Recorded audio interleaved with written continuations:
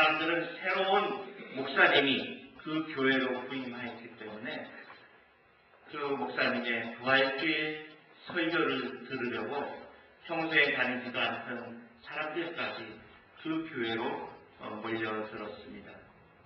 목사님께서는 부활주의 설교를 준비하셨고 설교를 시작하였습니다. 그런데 이러한 이야기를 시작하였어요. 어느 폭풍우가 몰아치는 날이었습니다. 그날 등대지기였던 중년의 아저씨는 그날도 바닷가를 살펴보고 있었습니다. 그 바닷가를 살펴보고 있던 중에 멀리서 배가 풍랑 속에서 자그마한 배가 휩싸여 곧 침몰될 것 같은 그러한 것을 보았습니다. 그런데 자세히 보니까 그곳에 자기의 아들이 타고 있던 것을 알았어요. 이 등대지기는 자기가 가지고 있던 작은 배를 가지고 목숨을 걸고 자기의 아들을 구하기 위해서 그곳까지 노를 저어서 갔습니다.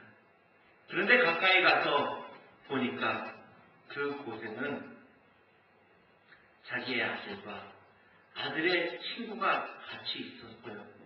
그리고 아들을 구하려고 손을 내밀다 보니까는 자기의 배는 단 2사람밖에 탈 수가 없던 배인 것을 깨달았습니다. 그리고는 그 아버지는 아들에게 내밀었던 손을 잠시 생각을 하더니 그 옆에 있던 아들의 친구를 보았습니다.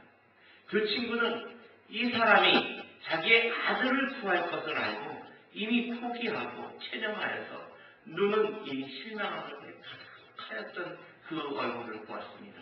그런데 이 아버지가 이렇게 이야기하였습니다.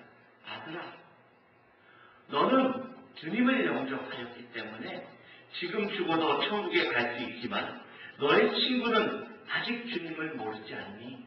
지옥 가면 어떡하니? 그 얘기를 들은 그 아들은 잠시 생각하지 않았어요. 예, 아버지, 그럼 천국에서 만나요. 천국에서 만나요. 그것을 도와서 그 친구를 아버지의 손에 잡혀서 그 친구는 무사히 살아나고 그 아들은 죽었다는 그러한 이야기를 이 목사님께서 하였습니다. 그 이야기를 듣고 많은 그 동네에 있던 사람들이, 그날 설교를 들으러 왔던 사람들이 눈시울을 적시고 슬퍼하고 있는 가운데 뒤에 있던 불안한 아들이 그날 목사님이 새로 왔기 때문에 들어와 왔었는데 그 이야기를 듣고 이렇게 이야기를 하였어요. 목사님이 하는 얘기는 다 꾸며낸 얘기야.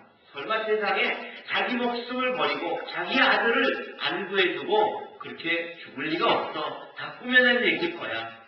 이렇게 이야기하고 웅성웅성 하던 가운데 한쪽에 앉아있던 아주 나이가 들은 할아버지 한 분이 이렇게 이야기하였습니다.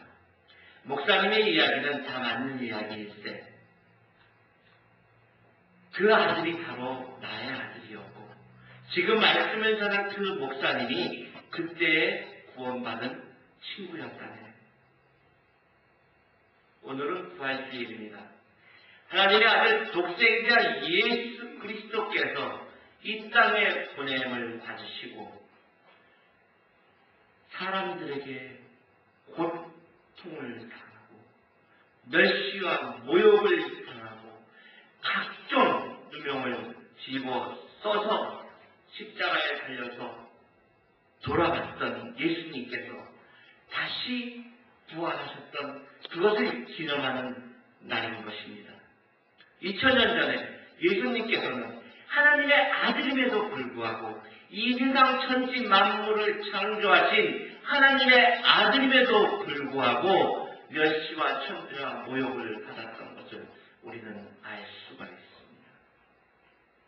문헌에 의하면요, 예수님께서 고통을 당하신 그 고통이 얼마나 심한 고통이었냐 하면요, 그 사람들이 머리에는 가시로 만든 관을 씌워서 머리에서는 피가 나고요, 그 다음에 모욕을 하면서 침을 뱉고 뺨을 손바닥으로 치고 돌멩이를 던지고 심지어는 채찍질 그 채찍의 끝에는 쇳덩어리가, 날카로운 쇳덩어리가 달려서 한 번 채찍질을 할 때마다 그 살덩어리가 떨어져 나가고, 그 채찍으로 말미암아서 뼈가 보이고, 그 채찍으로 말미암아서 내장까지 들여다 보이는 그러한 고통을 당하셨다고 합니다. 그리고 내가 하나님의 아들이냐? 아들이고 이 땅에 왕으로 왔으면은 너 자신을 구원해봐라 하면서 놀리고 조롱하고 멸시하고 천대하였고, 또 사람들은 바라바라는 그러한 살인 강도 저지른 사람을, 예수님을 구해주지 말고 그 사람을 구해달라고 하면서 그 살인 저지른 사람보다도 더 못한 사람으로 취급을 하였었습니다. 우리의 손에 작은 가시가 들어가도 아픈데 예수님께서는 그 고통을 당하실 때 얼마나 힘들고 어려웠을까요? 예수님께서는 그 고통이 얼마나 힘들고 어려웠던 것을 알기 때문에 십자가 고통을 당하기 전에 겟세마네 동산에서 기도하실 때 그곳에서 아버지 하나님, 아버지 하나님, 나에게서 이 잔이 할 수만 있으면 지나가게 해달라고 그렇게 기도했던 것을 우리는 알 수 있습니다. 누구를 위해서입니까? 바로 우리들을 위해서, 여러분들을 위해서, 죄 속에서 살아가는 우리들을 위해서 예수 그리스도께서는 단 한 번에 당신의 목숨을 내어주는 우리의 희생양이 되었던 것을 알 수가 있습니다. 그러나 그대로 죽었으면 우리가 무엇하러 예수 그리스도를 믿는다고 하겠습니까? 하나님께서는 그 예수 그리스도를 다시 살려주셨고 부활하게 만드셨고, 그 부활하심으로 인해서 우리의 죄가 깨끗이 사망 권세를 이기고 승리하는 그러한 사건으로 우리에게 왔기 때문에 우리는 예수 그리스도를 믿는 데 있어서 조금도 의심함이 없는 것입니다. 예수님은 다시 살아나는 것입니다. 예수님께서 다시 살아나셨다는 그러한 증거는 이 세상에 너무나도 많이 있었고요. 많은 사람들이 예수의 부활이 거짓이다, 거짓말이다 라고 하는 것을 증명하기 위해서 찾아보고 노력을 하였지만 그것을 증명하기는커녕 오히려 예수님께서 살아나신 것, 다시 살아나신 것이 진실이다, 이런 것을 확신하는 그러한 일들이 일어났던 것을 우리는 알 수가 있습니다. 예수님께서는 보지 않고 믿는 자들이 더욱더 복되도다라고 말씀하셨습니다.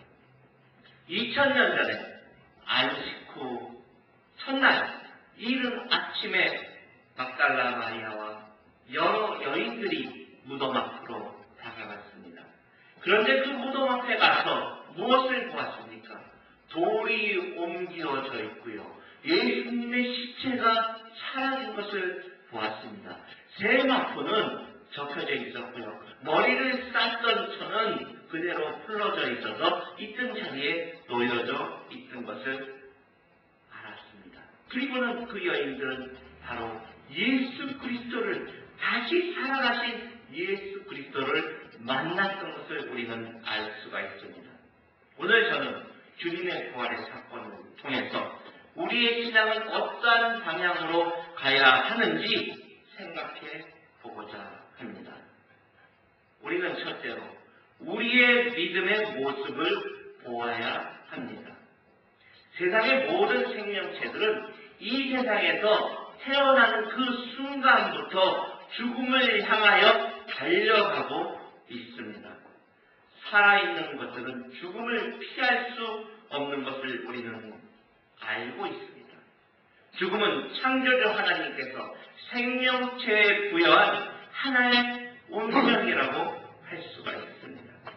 원래 인간은 하나님께서부터 죽지 않는 생명을 받은 그러한 피조물로 태어났지만은 창세기 2장 16절에 하나님 아담에게 이렇게 암시라고 있습니다.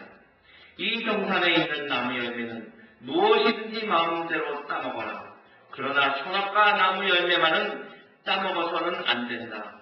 그것을 따먹는 날 너는 반드시 죽으리라. 이 말씀을 보면은요, 아담은 창조되면서 만들어지면서 죽지 않게 만들어졌다는 것을 알 수가 있습니다. 또 창세기 3장 2절부터 3절에는 하와가 그녀를 유혹하는 뱀에게 이렇게 말합니다.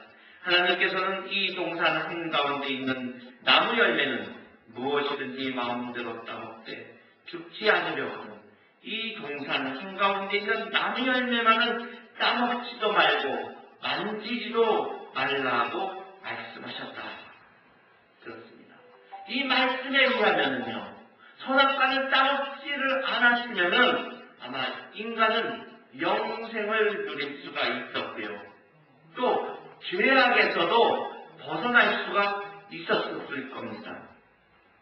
죄를 지은 아담과 하와를 향해서 하나님께서는 너는 흙에서 태어났으니 흙으로 돌아갈지니라 라고 말씀함으로 말미암아 인간의 몸은 죽을 몸으로 뒤바뀌었습니다.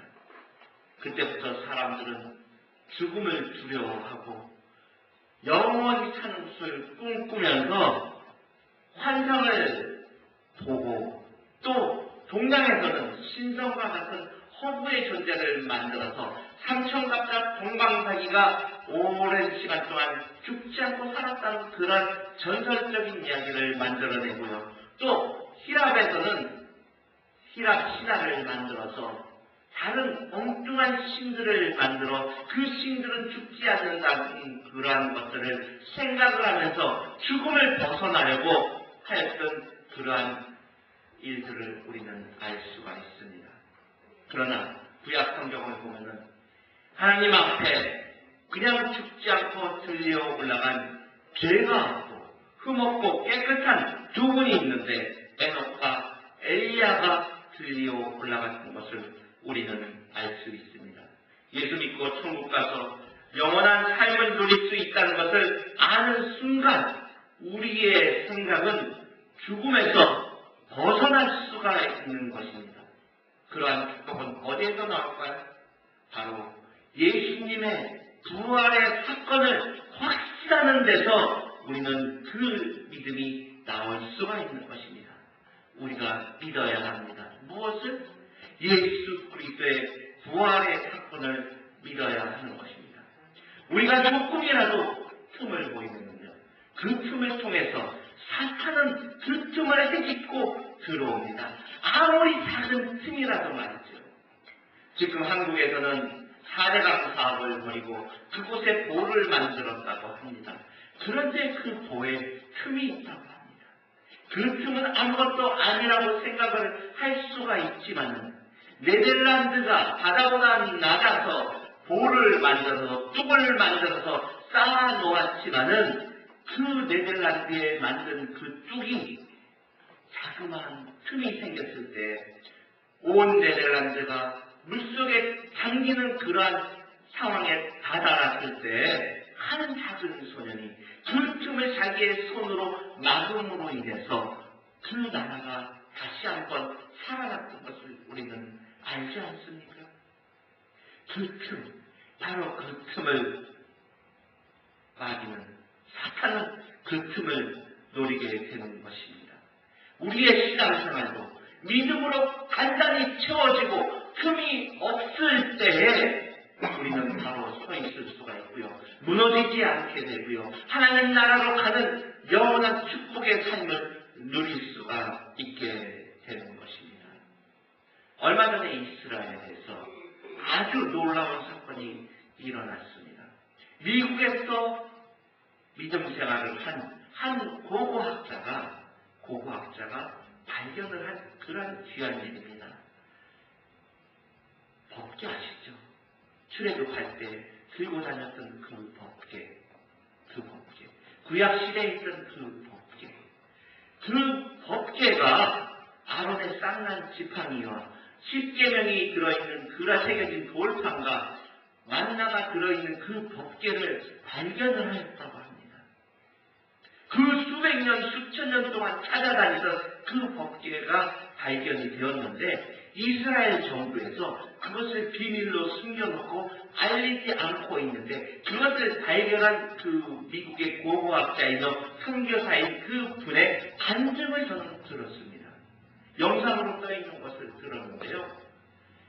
그 법궤는 어디에 감춰져 있었냐 하면요. 어느 산골짜기에 감춰져 있는 것도 아니고요.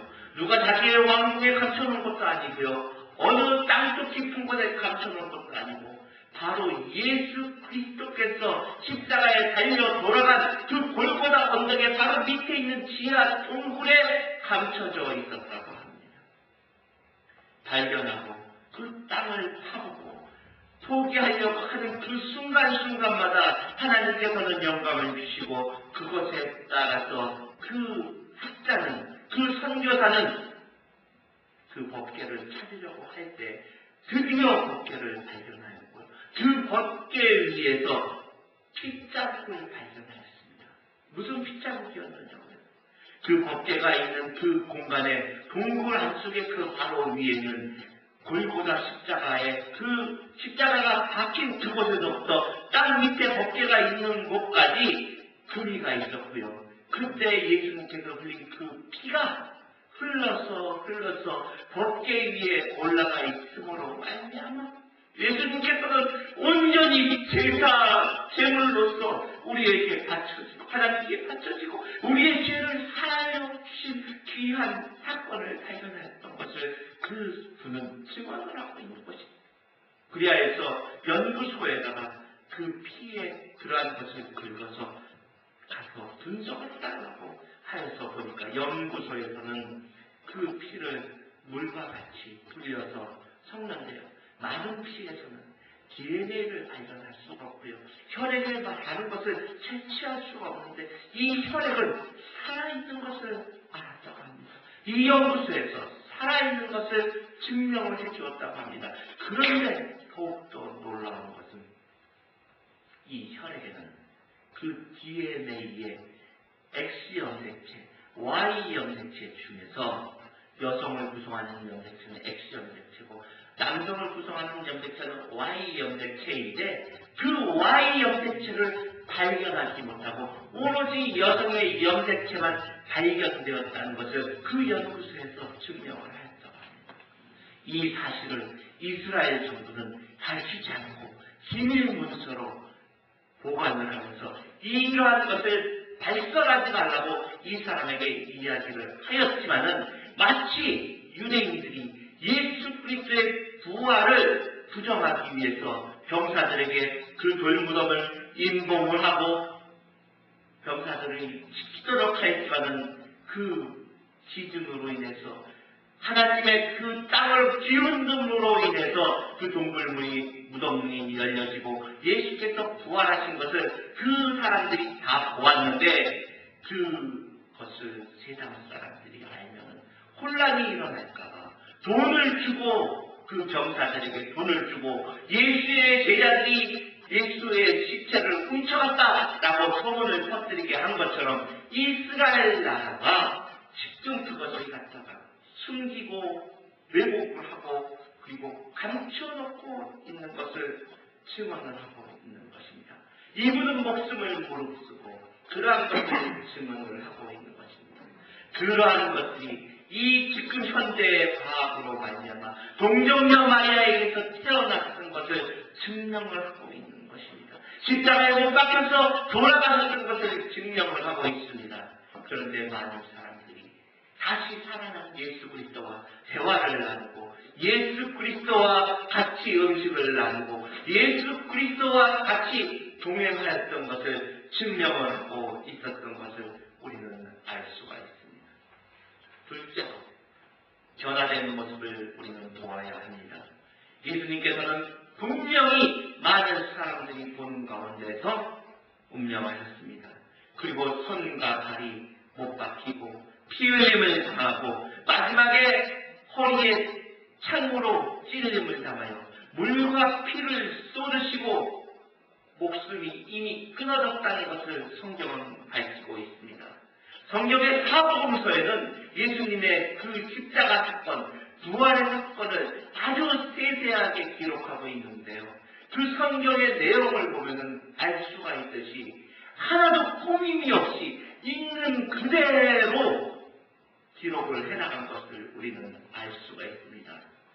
마치 유대인들이 얘기하는 것처럼 거짓을 갖다가 진실이라고 꾸미는 것처럼 그러한 말투나 어투나 필체나 이러한 것들이 있는 게 아니라 있는 그대로 사실만을 증명을 하고 써놨던 것을 알 수가 있습니다. 그만큼 성경은 정확히 기록하였던 것을 우리는 알고 있습니다.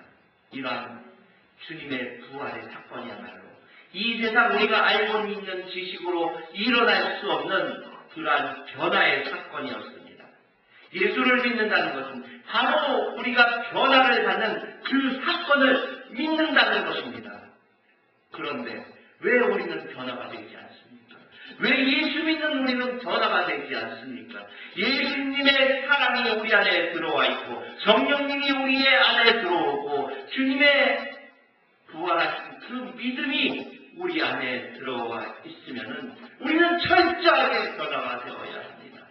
예수님께서는 살아계실 동안에 이 땅에서 말씀을 전할 때 이러한 비유로 이야기를 하셨습니다.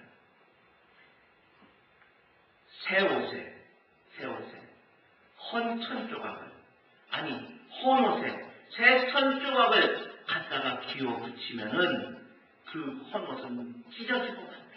그렇게 말씀을 하십니다. 또 낡은 포도주 주머니에 새 포도주를 넣으면은 그 포도주 주머니는 찢어지고 만다. 터지고 만다. 새 술은 새 부대에 담아야 된다. 그렇습니다. 예수 믿고 거듭났으면은 새 사람으로 돌아가야 합니다. 새 사람으로 변화가 되어야 합니다. 옛 사람은 버리고 새 사람으로 태어나야 하는 것입니다. 얼음이 더워지면 물로 변하였다가 다시 추워지면 얼음으로 변하고 다시 더워지면 물로 변하고 추워지면 얼음으로 변하는 그러한 우리 성도님들의 믿음 생활이 아니라 다시 돌아가는 생활이 아니라 오늘이나 내일이나 영원하신 예수 그리스도로 말미암아 우리의 모든 것이 철저히 변해야 되는 그러한 귀한 성도님들이 되어야 하는 것입니다. 셋째로 행해야 합니다. 본래 영생이란 죽음을 겪지 아니하는 상태를 의미합니다.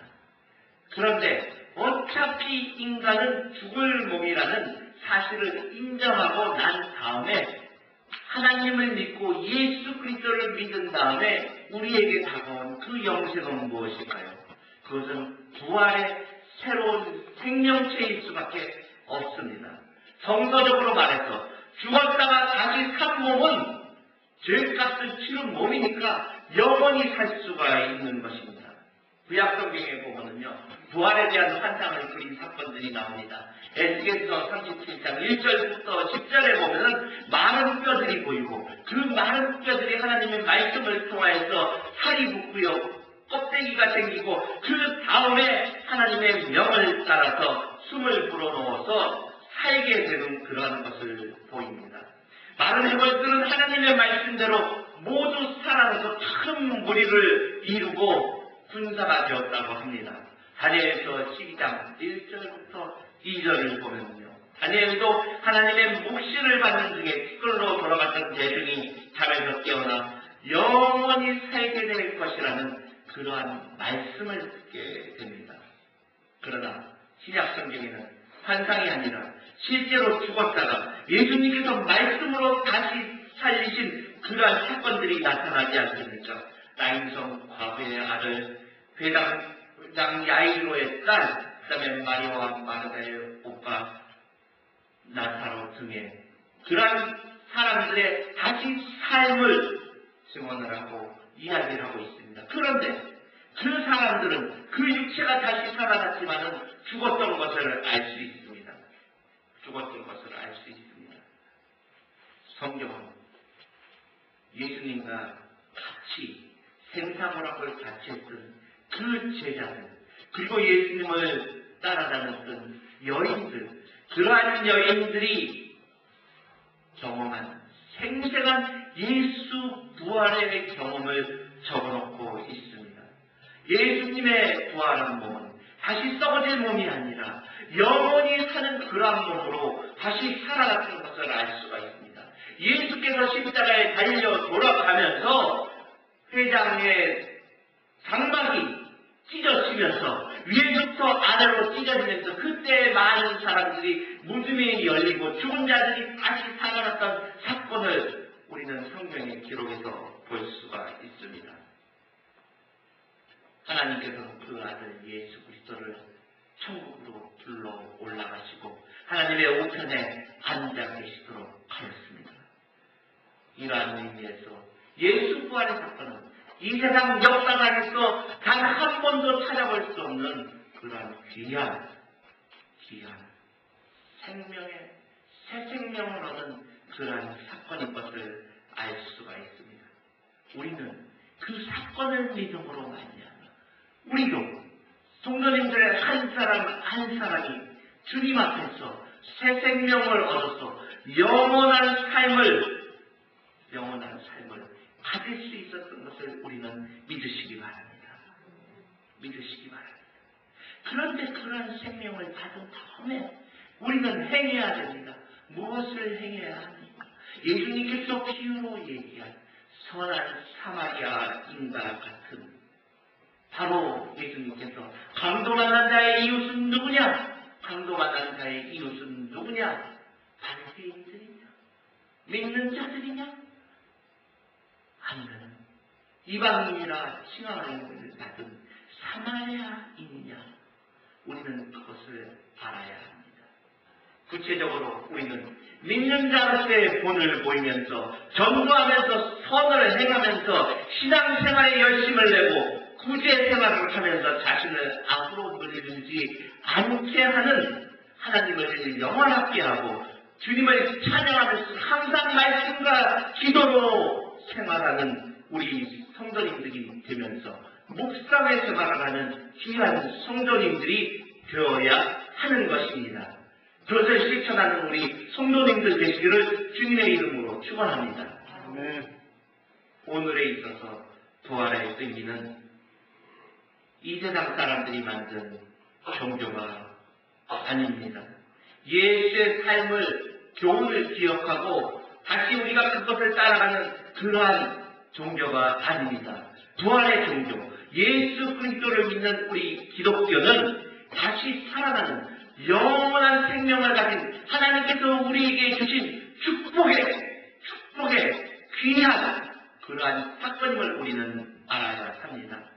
예수 그리스도께서는 잠자는 자들의 그 묶인 결박을 풀어주시고 우리를 사탄의 굴레에서 벗어나게 하여 주시고 우리를 죄악의 생활에서 다시 한번 살아나게 만든 귀한 사건을 나타내신 귀한 하나님의 아들 독생자 예수 그리스도를 믿는 것입니다. 우리는 두려움을 이겨나가고 아픔을 이겨나가고 하나님을 믿음으로 말미암아, 예수님을 믿음으로 말미암아, 성령이 내 마음에 들어옴으로 말미암아 승리하는 삶을 사는 성도님들 되시기를 주님의 이름으로 축원합니다. 마지막으로 말씀을 다시 한번 정리합니다. 우리는 자신의 믿음을 보아야 합니다. 두 번째로 우리 자신이 변화된 모습을 보아야 합니다. 세 번째로 행하는 모습을 보여야 합니다. 예수 그리스도는 어제나 오늘이나 내일이나 영원토록 동일하신 분이라는 것을 우리 임마누엘 아멘교회 성도님들은 믿으시기를 주님의 이름으로 축원합니다. 같이 기도하겠습니다.